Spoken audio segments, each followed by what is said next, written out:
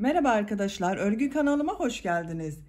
Güzel bir bebek takımı yaptım bugün. Bunun şapkasının anlatımını sizlerle yapmak istiyorum. Hırkanın ve bu ayakkabının anlatımını ben daha önceden yaptım. YouTube kanalımda bunların videosu var arkadaşlar. Bugün bu güzel şapkanın anlatımını yapacağız. Şapkanın örgüsüne burada sihirli halka içerisine trabzanlar yaparak başlıyoruz. Yapacak olduğunuz bebeğin büyüklüğüne göre İstediğiniz kadar arttırma sırası yapabilirsiniz. Biz bugün bu şapkayı 3 aylık bebek ölçüsünde anlatıyoruz. Siz daha küçük yeni doğan bebek için yapacaksanız benim yaptığım sıradan bir sıra önce bitirebilirsiniz. Veya daha büyük bebekleriniz için yapacaksanız her ölçü için bir sıra fazladan arttırma yaparak bunu istediğiniz kadar büyütebilir. Şapkayı da ona göre büyük yapabilirsiniz. Şapkanın örgüsünde iplik olarak bu takımdan kalan iplikleri kullandım. Sarı renk olarak bunu kullandım. Gri renk olarak da bunu kullandım. Çok az miktarda ip kullandım arkadaşlar. Sarı renk ipliğin üzerinde 100 gram iplikte 240 metre yazıyordu. 50 gram iplik kullanmadım toplamda. Gri renk iplikte 300 metre yazan bir iplik. Renk numarasını vermiyorum. Siz bunu İstediğiniz marka iplik ve renkleri kullanarak yapabilirsiniz. Her markadan bulabilirsiniz arkadaşlar. Tığ olarak elimin sıklığına, ipliğin kalınlığına uygun olarak 5 numara 3 milimetrelik tığ kullandım. Siz daha küçük numaralı bir tığ kullanırsanız bu şapkanız yeni doğan bebek için olur. Daha büyük 3,5 milimetrelik bir tığ kullanırsanız da 6-12 aylık bebek için olur arkadaşlar. Biz bugün şapkayı anlatacağız ama siz de benim gibi böyle güzel bir takım yapmak isterseniz bu hırkanın ve ayakkabının YouTube linklerini ben bu izlediğiniz videonun açıklama bölümüne ekliyorum. Siz izlediğiniz videonun açıklama bölümünde bulunan tığ işi bebek hırkası ve tığ işi bebek ayakkabısı linkine tıklarsanız böyle güzel bir takım yapabilirsiniz. Hazırsanız hep birlikte bu güzel şapkanın örgüsüne başlayalım. Örgü kanalıma abone değilseniz abone olmayı unutmayın lütfen. Örgü kanalıma abone olmak ücretsiz. Örgü kanalıma ücretsiz abone olup orada bulunan zil şeklinde dokunarak açık yaparsanız kanalıma video yüklediğim zaman ilk önce size bildirim gelecek. Örgülerimden herkesten önce sizin haberiniz olacaktır. İzlediğiniz videolarıma beğeni ve yorumlarınızı da yaparsanız çok sevinirim arkadaşlar. Hepinize kolay gelsin. İyi izlemeler. Şapkanın örgüsüne sihirli halka yaparak başlıyorum. Yavaş gösteriyorum. Bakın arkadaşlar, şu şekilde ipliği bir defa parmağımın üzerine doladım. Burada bakın bir ilmek var. Buna tığı taktım. İpliği şu şekilde ilmeğin içinden çektim. Yavaşça parmağımdan çıkarıyorum. Bakın bu sihirli halka. Bir zincir yaptım, sağlamlaştırdım. Bu sihirli halka içerisine trabzanlar yapacağız. 2 zincir yapıyorum. Sihirli halka içine 12 trabzan yapıyorum. 1 2 3 4 5 6 7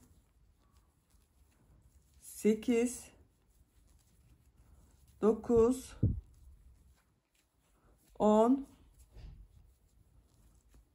11 12 sihirli halka içine 12 trabzanı yaptım. Bu ipliğin ucunu yavaşça çekiyorum bakın. Yavaş ama sıkı çekiyorum arkadaşlar. Bakın orta noktayı kapattık.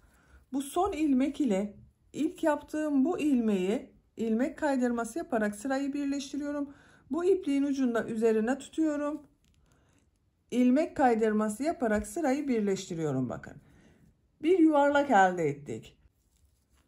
İkinci sıradayız. İkinci sırada her ilmek üzerine 2 trabzan yapacağız. 2 zincir yapıyorum. İlk ilmek üzerine 2 trabzan yapıyorum. 1 2 ikinci ilmek üzerine de 2 trabzan yapıyorum.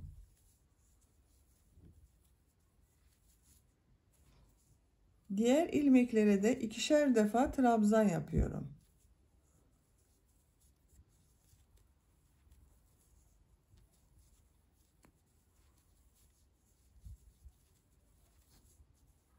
Bu şekilde. Sıra sonuna kadar devam edelim. Her ilmek üzerine 2 trabzan yaparak sıra sonuna kadar tamamladım. Son ilmek ile ilk yaptığım bu ilmeği ilmek kaydırması yaparak sırayı birleştiriyorum. Bakın arkadaşlar, birleştirdik. Bu ikinci sırada toplam 24 trabzan oldu. 12 trabzan üzerine ikişer defa trabzan yaptık. 24 trabzan oldu. Üçüncü sıradayız. Üçüncü sırada bir tek trabzan yapacağız, bir çift trabzan yapacağız. 2 zincir yapıyorum. İlk ilmek üzerine bir trabzan yapıyorum. İkinci ilmek üzerine 2 trabzan yapıyorum.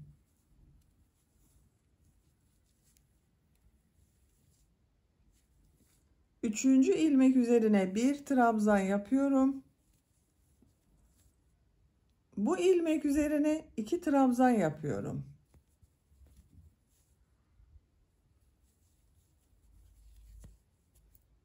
Tek yaptım, çift yaptım, tek yaptım, çift yaptım. Tek trabzan yapıyorum. 2 trabzan yapıyorum. Bu şekilde arkadaşlar. Bir tek, bir çift trabzanlar yaparak sıra sonuna kadar devam edelim. Bir tek, bir çift trabzanlar yaparak sıra sonuna kadar tamamladım. Son ilmek ile bu ilk ilmeği ilmek kaydırması yaparak sırayı birleştiriyorum. Sıra başında bakın bir trabzan yaptım. Sıra sonunda olan ilmeğe 2 trabzan yaptım. Üçüncü sırada toplam 36 trabzan oldu arkadaşlar. 2 zincir yapıyorum. Dördüncü sıradayız. Dördüncü sırada bir çift, 2 tek, bir çift, 2 tek trabzan yapacağız. İlk ilmek üzerine bir trabzan yapıyorum. İkinci ilmek üzerine 2 trabzan yapıyorum. 1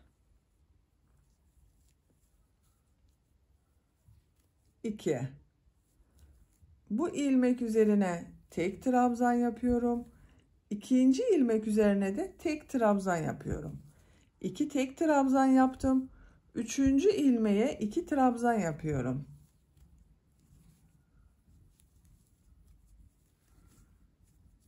İki ilmeğe tek trabzan yapıyorum.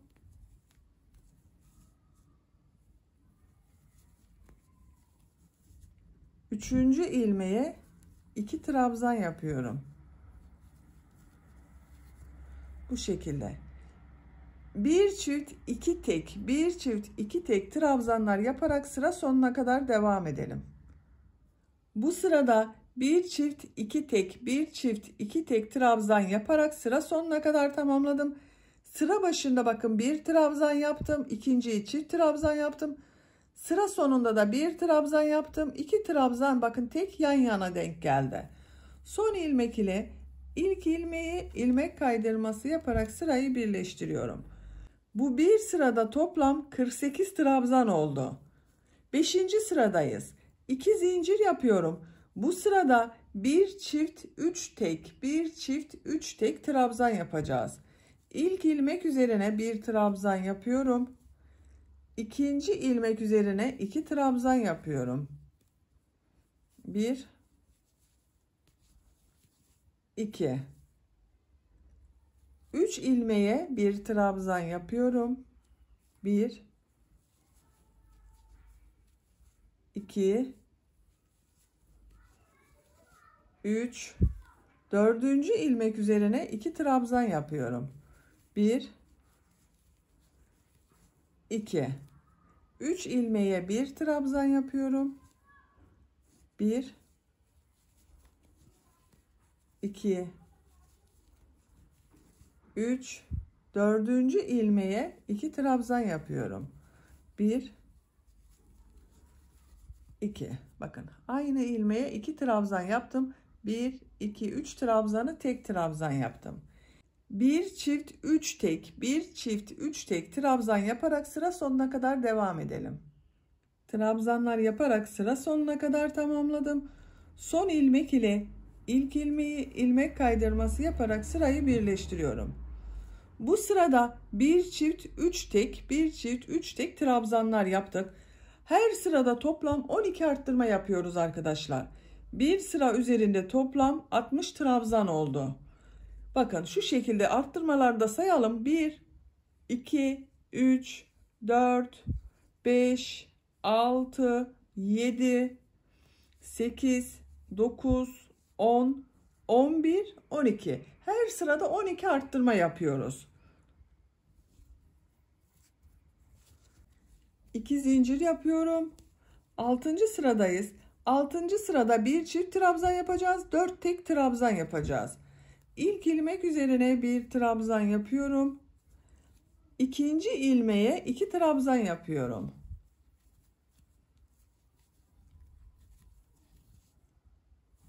Dört ilmek üzerine birer defa trabzan yapıyorum. 1, 2, 3, 4. 5. ilmeğe 2 trabzan yapıyorum. 1, 2, 4 ilmeğe bir trabzan yapıyorum.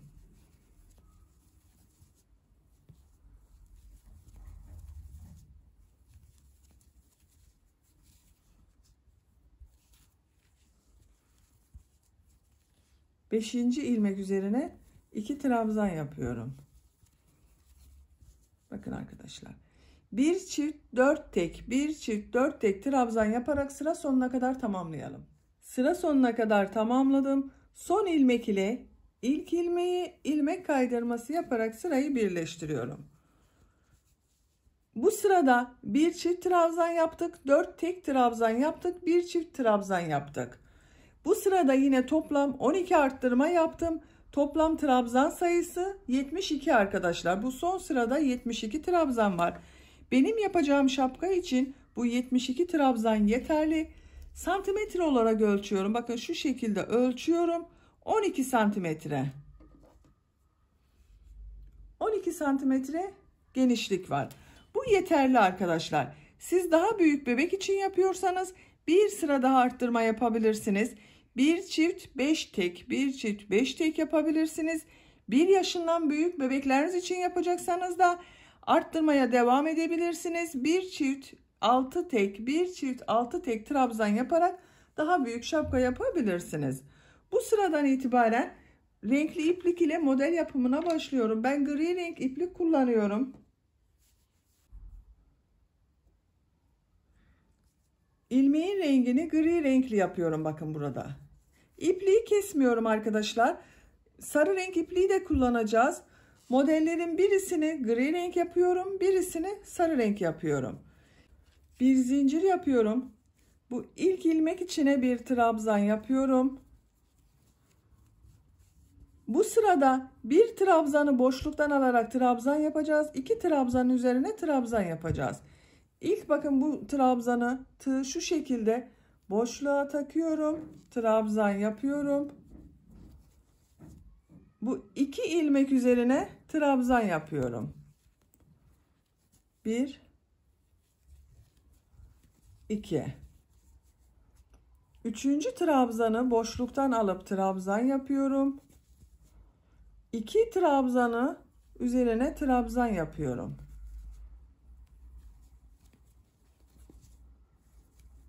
Üçüncü trabzanı bu şekilde bakın tığ boşluğa takıyorum, trabzan yapıyorum. Bunu biraz uzatarak yaparsanız daha iyi olur arkadaşlar.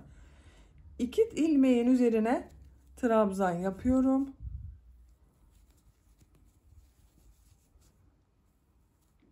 Bu trabzanı boşluktan alıyorum, trabzan yapıyorum. 2 trabzanın üzerine trabzan yapıyorum. Bakın bu şekilde. Bir trabzanı boşluktan alarak trabzan yapıyoruz. 2 trabzanın üzerine trabzan yapıyoruz. Bu şekilde devam edelim. Sıra sonunda boşluk bırakacağız arkadaşlar. Buraya kadar modelleri yaparak devam edelim. Bu sırada trabzanları bir boşluktan aldım, trabzan yaptım. 2 trabzanın üzerine trabzan yaptım. Buraya kadar tamamladım. Bakın devam etmedim arkadaşlar. Burası bebeğin başının arka tarafında kalacak, boş kalacak. Kaç ilmek kaldığını sayıyorum. 2, 4, 6, 8, 10, 12, 13 ilmek boş kaldı. Kaç trabzanı boşluktan alarak yaptığımı sayıyorum. Bakın 1, 2, 3, 4, 5, 6, 7, 8, 9, 10, 11, 12, 13, 14, 15, 16, 17, 18, 19, 20. 20 trabzanı boşluktan alarak trabzan yaptım. İkinci sıradayız. Buradan itibaren geriye dönüş yapıyorum. Bir zincir yapıyorum. Örgüyü çeviriyorum. İlk ilmek üzerine trabzan yapıyorum. Bu sırada bir trabzanı düz trabzan yapacağız. 2 trabzanı boşluktan alarak trabzan yapacağız. Bakın görünüyor zaten arkadaşlar. Bu kabarık görünenleri boşluktan alarak trabzan yapacağız. Bu tek görünenleri düz trabzan yapacağız. İlk trabzanı düz trabzan yapıyorum. Bu 2 trabzanı, bakın bunları boşluktan alarak trabzan yapıyorum. 1, 2. Bu trabzanı düz trabzan yapıyorum. Bu 2 trabzanı boşluktan alarak trabzan yapıyorum.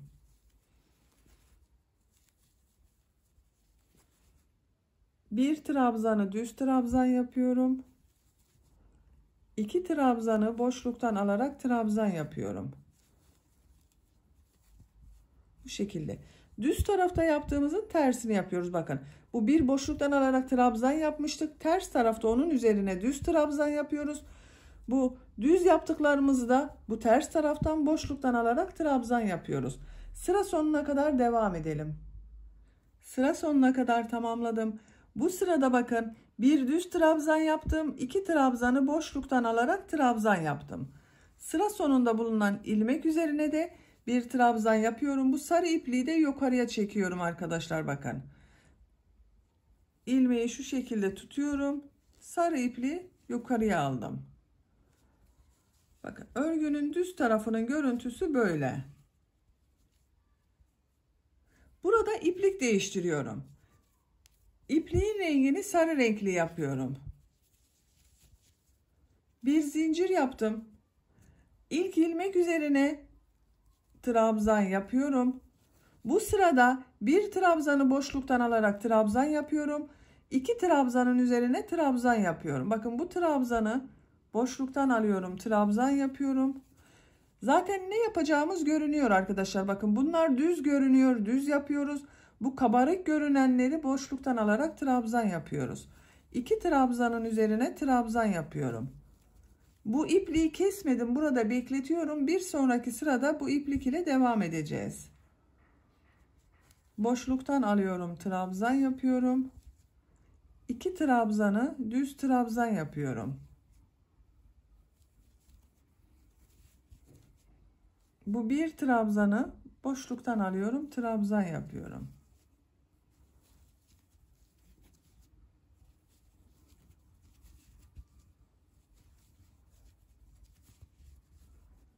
Sıra sonuna kadar devam edelim. Sıra sonuna kadar bir trabzanı boşluktan alarak trabzan yaptım. 2 trabzanı düz trabzan yaptım. Son bakın bu trabzanı boşluktan alarak trabzan yaptım. Son ilmeği burada yaptığım, bakın bu trabzanın üzerine bir trabzan yapıyorum. Sıra başında da boşluktan aldığım trabzandan önce bir trabzan yaptım. Sıra sonunda da bir trabzan yaptım. Bir zincir yapıyorum, örgüyü çeviriyorum. Bakın örgünün ters tarafındayım. Bu sırada bir trabzanı düz trabzan yapıyorum. 2 trabzanı boşluktan alarak trabzan yapıyorum. Bakın kendisini belli ediyor zaten arkadaşlar. Bu kabarık olanları boşluktan alarak trabzan yapıyoruz. Düz görünenleri düz trabzan yapıyoruz. İlk 2 trabzan üzerine trabzan yapıyorum.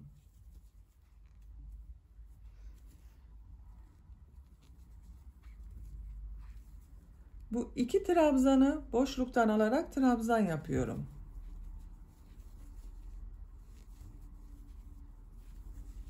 Bir trabzanı düz trabzan yapıyorum. 2 trabzanı boşluktan alarak trabzan yapıyorum. Bir trabzan yapıyorum. 2 boşluktan alarak trabzan yapıyorum. Bakın. Bir düz 2 boşluktan trabzan alıp yaparak sıra sonuna kadar devam edelim. Sıra sonuna kadar tamamladım. Bu sırada 2 trabzanı boşluktan alarak trabzan yaptım. 1 trabzanı düz trabzan yaptım bakın. Sıra sonunda 2 trabzanı düz trabzan yaptım. Sıra başında da bakın 2 trabzanı düz trabzan yaptım.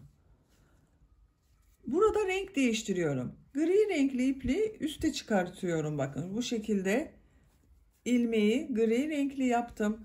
Bir zincir yapıyorum. Örgüyü çeviriyorum. Bu sırada 2 düz bir boşluktan alarak trabzan yapacağız. İlk ilmek üzerine trabzan yapıyorum.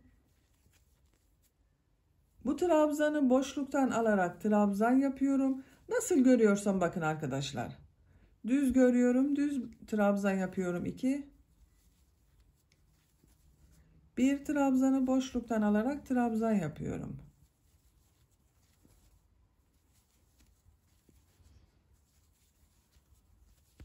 Bakın. Şapkanın şekli de kendisini gösterdi bakın arkadaşlar. Yuvarlak oldu artık modelli bölüme başladığımız zaman.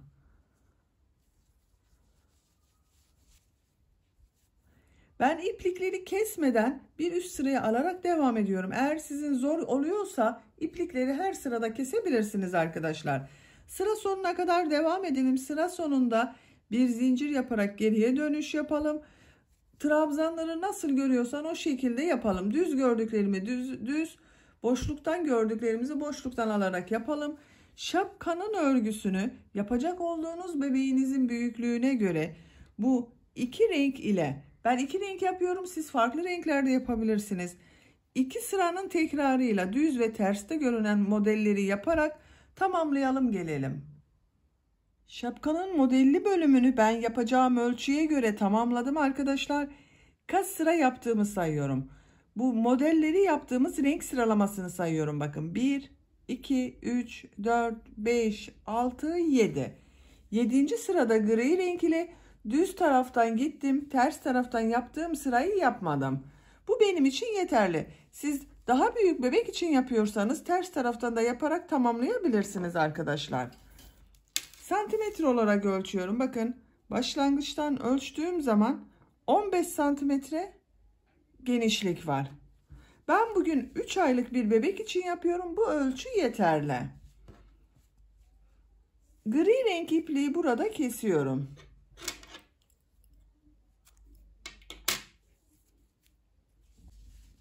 Sarı renk ipliği burada bekletiyordum. O ipliği de kesiyorum.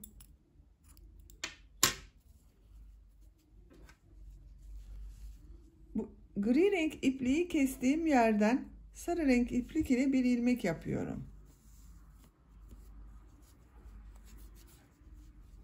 Bir zincir yaptım, sağlamlaştırdım. Bu sırada bir düz bir ters boşluklardan alarak trabzan yapacağız. 2 zincir yapıyorum.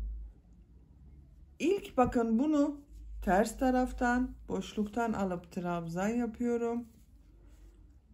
Düz taraftan boşluktan alıp trabzan yapıyorum. Ters taraftan boşluktan alıp trabzan yapıyorum. Düz taraftan boşluktan alıp trabzan yapıyorum.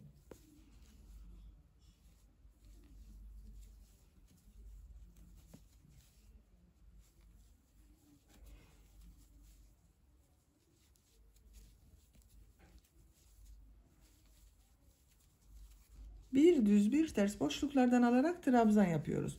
Örgünün düz tarafının görüntüsü böyle bakın arkadaşlar. Sıra sonuna kadar devam edelim. Sıra sonuna kadar bir düz bir ters boşluklardan alıp trabzan yaptım. Görüntüsü böyle oldu. En son bakın trabzanı burada yaptığım bu düz trabzanın üzerine bir trabzan yaparak sırayı bitiriyorum. 2 zincir yapıyorum. Örgüyü çeviriyorum. Bu sırada bu trabzanları nasıl görüyorsam o şekilde boşluktan alıp trabzan yapıyorum. Düz tarafta görüyorum. Düz taraftan boşluktan alıp trabzan yapıyorum. Ters tarafta görüyorum. Ters taraftan boşluktan alıp trabzan yapıyorum.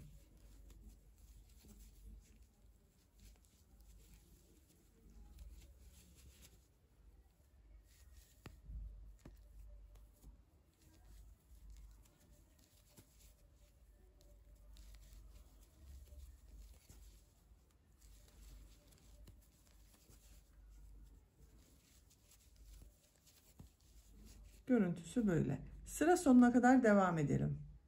Sıra sonuna kadar trabzanları nasıl görüyorsam o şekilde boşluktan alarak trabzan yaptım. Şapkanın görüntüsüne bakalım. Bakın arkadaşlar, bu şekilde oldu uç bölümü. Şimdi bu yan taraflarından boynun çevresini çevreleyecek olan yeri yapacağız ve buraya da ip kordon yapacağız. Bakın ipliği burada bitirdim arkadaşlar. Kesmiyorum. Bir zincir yapıyorum. İlk ilmek içine sık iğne yapıyorum. Diğer ilmeklere de birer defa sık iğne yapıyorum. Arada birer ilmek atlama yaparak daha dar yapabilirsiniz. Çok sıkı yapmayalım bu sık iğneleri arkadaşlar. Arada atlama yaparsanız biraz daha toplayacaktır. Daha güzel olacaktır. Bakın her trabzan sırasına bir sık iğne yapıyorum. Bu toplayacaktır.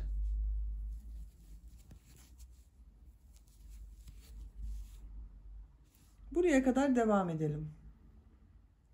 Bakın bu boş bıraktığımız yere kadar yan tarafta sık iğneler yaparak tamamladım. Burada da sık iğneler yaparak devam ediyoruz. Bu ilk ilmek üzerine sık iğne yapıyorum. Diğer ilmeklere de birer defa sık iğne yapıyorum.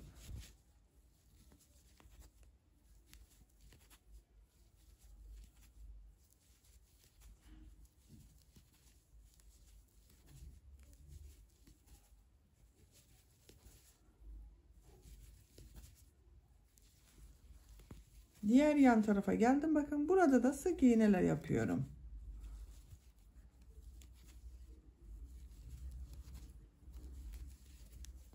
Bu şekilde oldu. Sıra sonuna kadar devam edelim.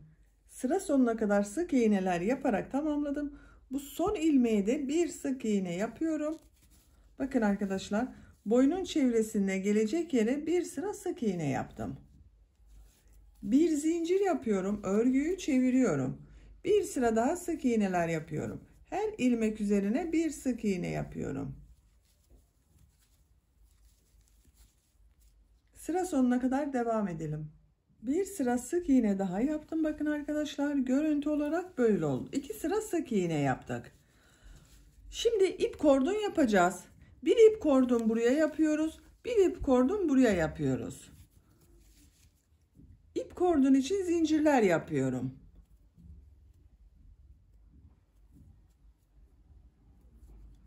...60 zincir yaptım ben arkadaşlar.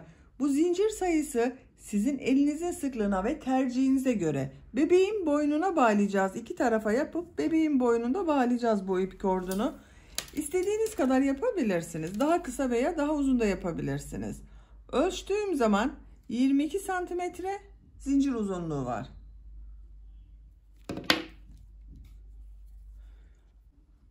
Bu zincirler üzerine ilmek kaydırması yapacağız.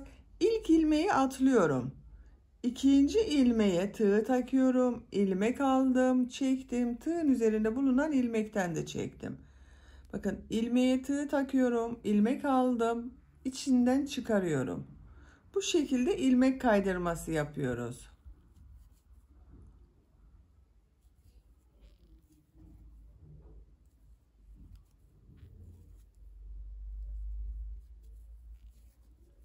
Görüntüsü böyle oluyor bakın.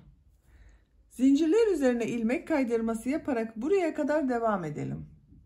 Zincirler üzerine ilmek kaydırması yaparak bakın buraya kadar tamamladım. Görüntü olarak böyle oldu. Bu sık iğneler üzerine de sık iğne yaparak devam ediyorum. Her ilmeğe bir sık iğne yapıyorum.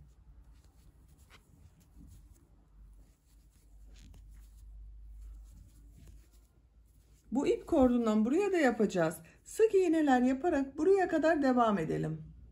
Boynun çevresinde sık iğneler yaparak diğer uç noktaya kadar tamamladım. Buraya da bu ip kordonun aynısından yapacağız. Zincirler yapıyorum. Bu ip kordon için kaç zincir yaptıysanız buraya da aynı sayıda zincir yapalım. Bu ip kordon için ben 60 zincir yaptım. Buraya da 60 zincir yaptım. Bir ilmek atlıyorum. İkinci ilmeğe ilmek kaydırması yapıyorum. Diğer ilmekleri de ilmek kaydırması yaparak devam ediyorum.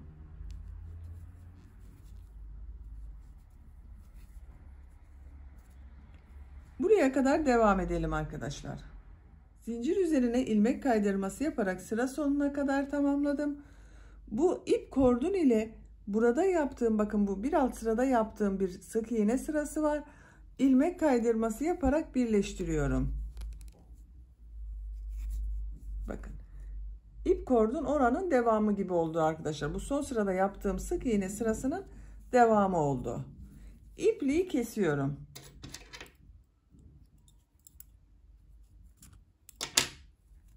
Şapkanın örgüsünü tamamlamış olduk.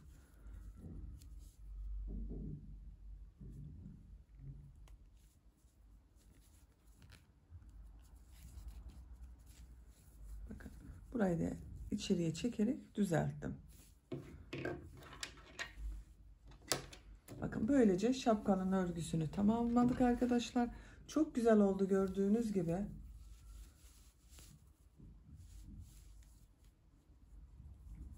Arka görüntüsü böyle. İp kordonları da şu şekilde bağlayıp kullanabiliriz artık.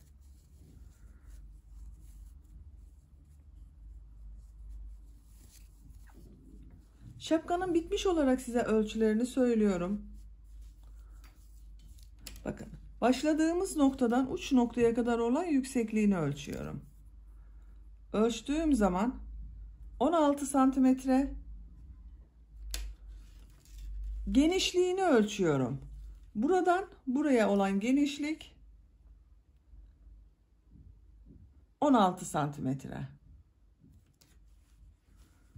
Bu da 3 aylık bebek için güzel bir şapka ölçüsü oldu arkadaşlar. Bakın örgünün ters tarafının görüntüsü de böyle. Bir örgü anlatımının daha sonuna gelmiş olduk. Beni dinlediğiniz ve izlediğiniz için hepinize çok teşekkür ederim. Örgü kanalıma abone değilseniz abone olmayı unutmayın lütfen. Örgü kanalıma abone olmak ücretsiz. Örgü kanalıma ücretsiz abone olup orada bulunan zil şeklinde dokunarak açık yaparsanız kanalıma video yüklediğim zaman ilk önce size bildirim gelecek. Örgülerimden herkesten önce sizin haberiniz olacaktır. İzlediğiniz videolarıma beğeni ve yorumlarınızı da yaparsanız çok sevinirim arkadaşlar. Sizlerle yeni örgülerde görüşmek dileğiyle. Hoşça kalın, sevgiyle kalın.